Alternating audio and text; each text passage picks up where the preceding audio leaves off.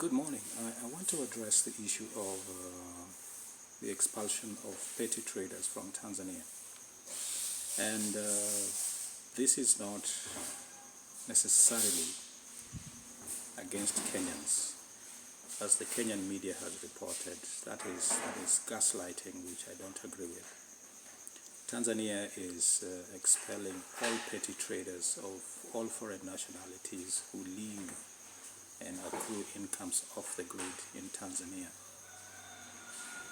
which is perfectly justified. I do not understand why it is a problem for an independent state to take strict immigration measures against illegal immigrants. What Samia Suluhu is trying to do here is to stamp out illegal immigration. Could be as an aspect of electoral promise.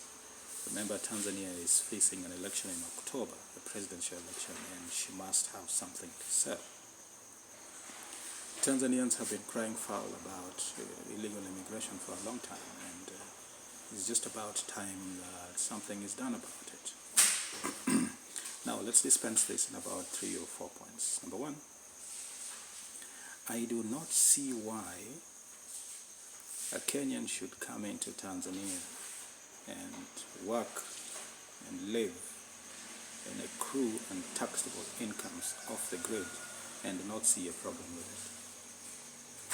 If you immigrate into a foreign country for work, one of the very first things that Kenyans in the diaspora do is to report themselves to authorities and declare what they want to do.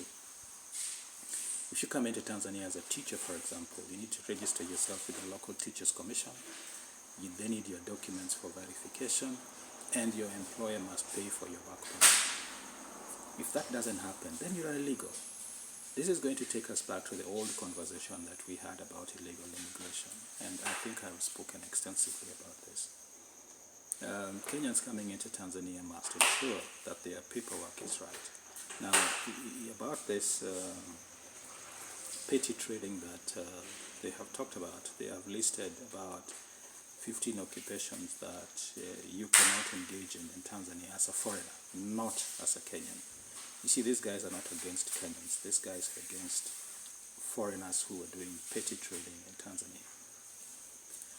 If, for example, you come into Tanzania with a capital of $300 to open an M-Pesa shop, that doesn't make any sense because, one, that is not self-sustaining. That cannot sustain you enough to run a business as well as house you, accommodate you, and feed you. So then the government is asking themselves, what else are you doing for more income? Which is thoroughly justified. They have to find out where you live, what you do, how you manage to pay your bills, and also run a business on this miniature $300 of yours. What networks do you have in the local space that can guarantee some sense of comfort? And how did you get them? Very justified.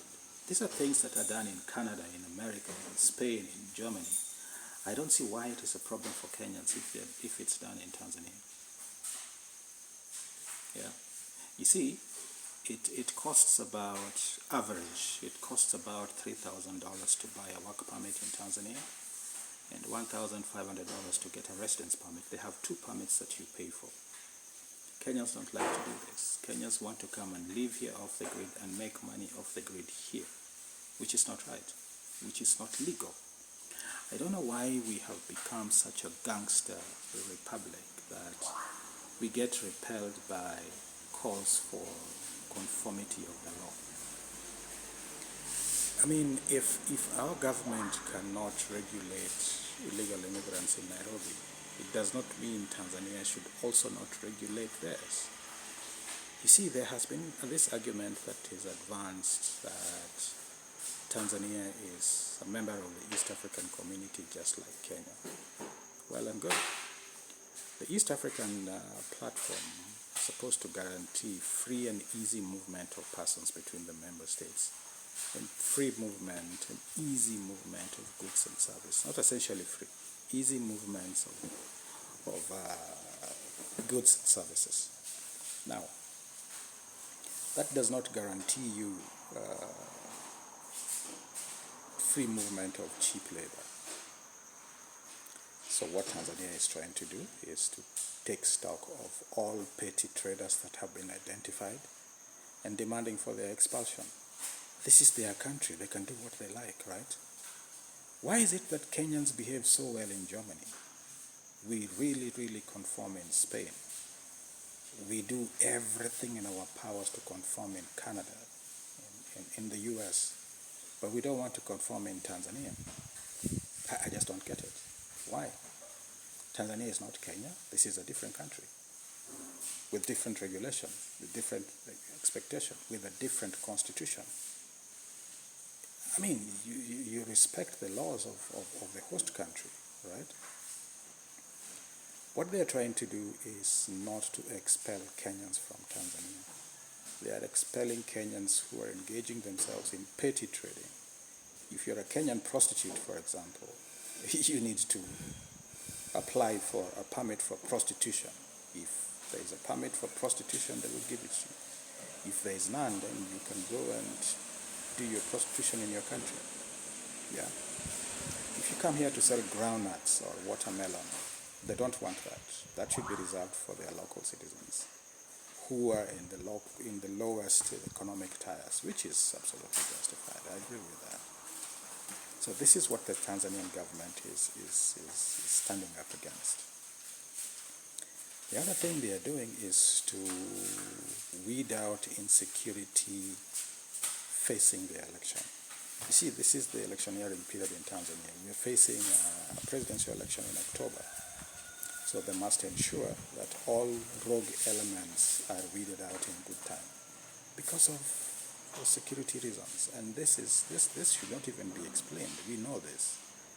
We know what illegal immigrants, the kind of insecurity illegal immigrants present to a society. We keep whining about illegal Somalis in Somalia, in Kenya, in Eastleigh with Al-Shabaab and all that kind of thing. That is exactly what Tanzania is concerned about.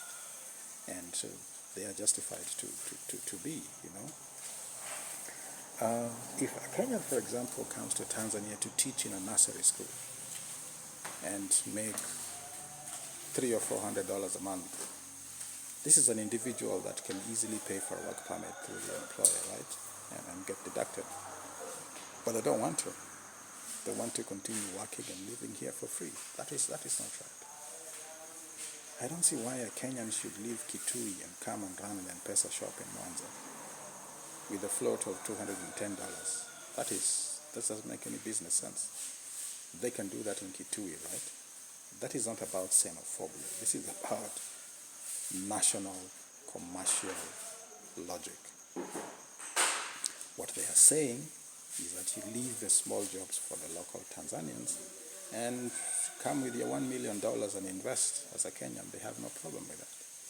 If you want to set up a soap factory or a value addition factory for groundnuts or something like that and employ 20,000 Tanzanians, they have no problem with you. They will give you a work permit and a residence permit to boot.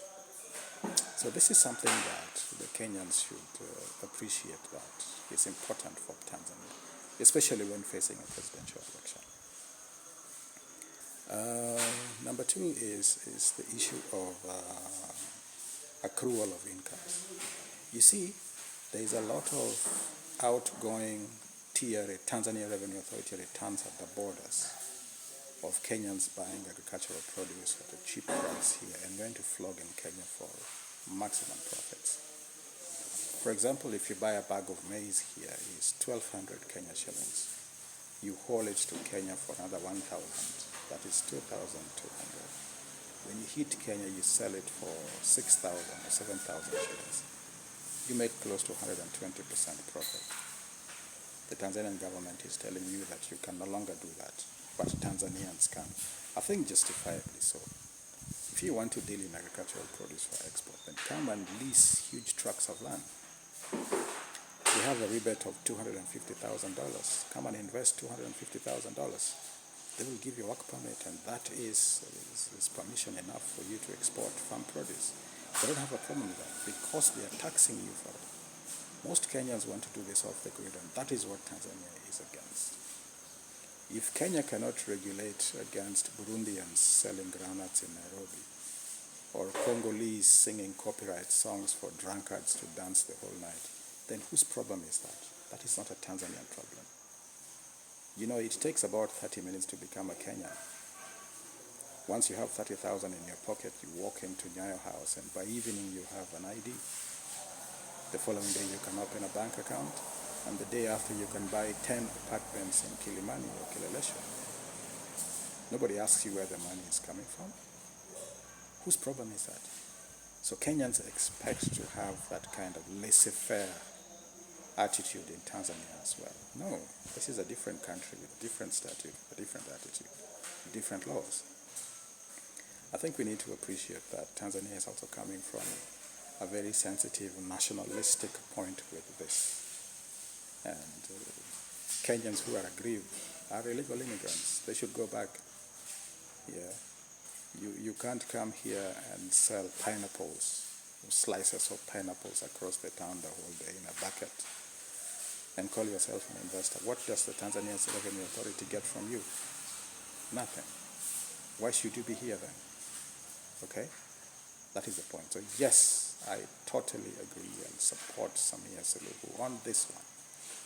All petty traders of Kenyan, Malawian, Burundian must leave and go back and do their petty trading in their countries. It's just that simple. And why don't you want to go home anyway? Why don't you want to go back? What are you running away from? Yeah? Explain it to the immigration. Tell them that, hey, I can't go back because of this and this and this. They might hear you out. Yeah. So that is it. Have a great day.